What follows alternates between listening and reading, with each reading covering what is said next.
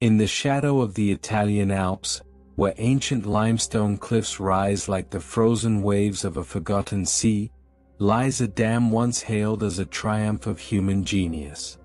A structure that promised prosperity, power, and progress. But beneath its tranquil surface, the mountain remembered something humanity had forgotten. A lesson carved into stone for millions of years. Nothing built by human hands can stand if the earth decides otherwise. Tonight, we tell the full, epic story of the Vajont Dam Disaster, the night the mountain fell. And the world learned the true price of ignoring geological truth. Long before Italy existed, long before the Alps towered over Europe, the land around Vajont was the floor of a warm, shallow sea. For hundreds of millions of years, layers of mud, clay, and limestone accumulated, organic remains of tiny sea creatures, compressed into stone. Then the African plate surged northward, colliding with Europe. Seabeds buckled. Layers twisted. Whole slabs began to tilt, fold, and shear. One such slab would one day be known as Monte Toc, a mountain with a terrible flaw hidden deep inside it. A flaw created by water. Over millions of years, water seeped into the tilted layers of clay and limestone. Clay absorbs water, and when it does, it becomes slick, weak, slippery. It becomes a natural sliding plane. To geologists, Monte Toc was not a stable mountain. It was a giant rock shelf, waiting for the right push. But in the 1950s, engineers saw something else. A perfect location for Europe's tallest dam. Post-war Italy was hungry for energy, for modernity, confidence, and economic rebirth. The electricity company Sade envisioned a hydroelectric masterpiece, a 262-meter-high concrete arch dam, slender but immensely strong, the tallest in the world. To engineers, it was beauty. To politicians, progress. To villages below, Longarone, Pirago, Rivalta, Villanova, it was hope. But the earth had its own plans. During construction, workers noticed things. Small landslides. Shifts in the mountain. Cracks that grew after rainfall. Local villagers whispered of ancient stories, that Monte Toc was the mountain that walks. Geologists hired by Sade warned of instability. But warning slow construction, and stopping the project meant losing profit, prestige, and political favor. So the dam continued. When the reservoir began to fill, the mountain began to move. Water infiltrated the deep clay layers. It lubricated the ancient bedding plains. The entire slope, millions of cubic meters of rock, began to shift. Slow at first.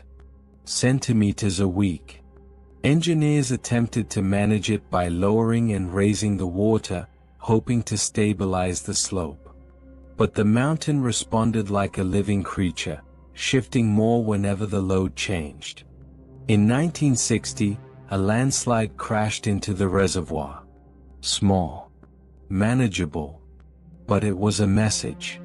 In 1963, the movement accelerated beyond anything previously measured. 2 meters per day. The mountain was no longer moving. It was preparing. By early October, the entire slope was ready to collapse. Engineers knew something would happen, but not when, and not how violently. They expected a landslide. What they did not expect was the size. 260 million cubic meters of rock, more than the volume of the Great Pyramid of Giza 200 times over, was about to plunge into the reservoir. At 10:39 p.m., the mountain broke free. Not a slide, an entire mountainside accelerating to 100 kilometers per hour, dropping into the reservoir in less than 45 seconds. The impact displaced 50 million cubic meters of water in a vertical wall. A wave taller than a skyscraper. The wave shot 250 meters into the air, higher than the dam, higher than the cliffs. The dam itself did not break. It held. But the water did not care. It slammed over the crest and down toward the valley, a black wall filled with debris, boulders, trees, and the pulverized remains of Monte Toc. Longeron never stood a chance. The wave erased the town in less than a minute. Whole families vanished instantly. Entire neighborhoods became swirling black water. Lights extinguished one by one.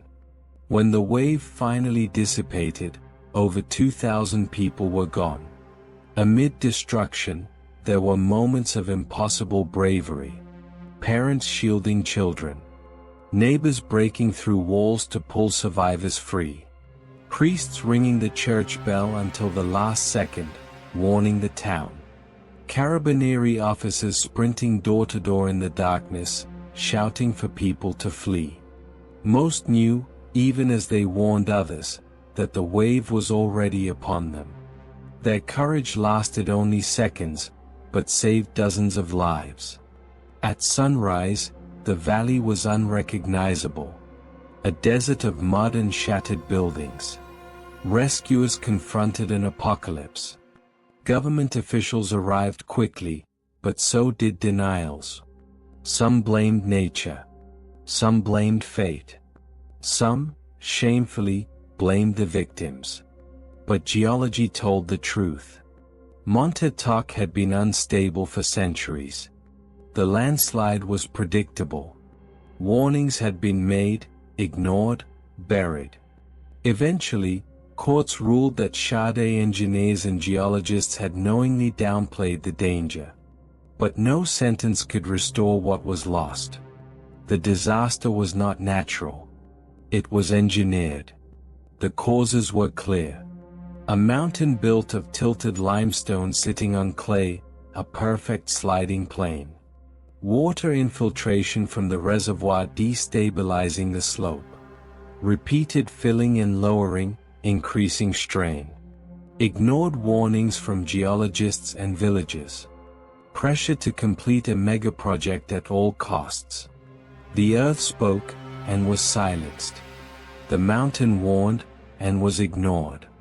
Today, the dam still stands, a monument not to engineering triumph, but to hubris. It remains one of the most powerful reminders in history that geology is not a suggestion. Nature does not negotiate. And every engineer must listen to the earth first, and humans second. The story of Vajont is a story of science ignored, and the price humanity pays when it refuses to respect the ground beneath its feet. The mountain that fell did not fall suddenly. It fell the moment humans chose to silence its warnings. And so, the dam stands empty, its reservoir gone, its turbines silent, its shadow long. A monument to the night the earth spoke louder than human ambition. If we listen, perhaps we will never repeat the same mistake. This is the Geologic lens. True stories beneath the surface.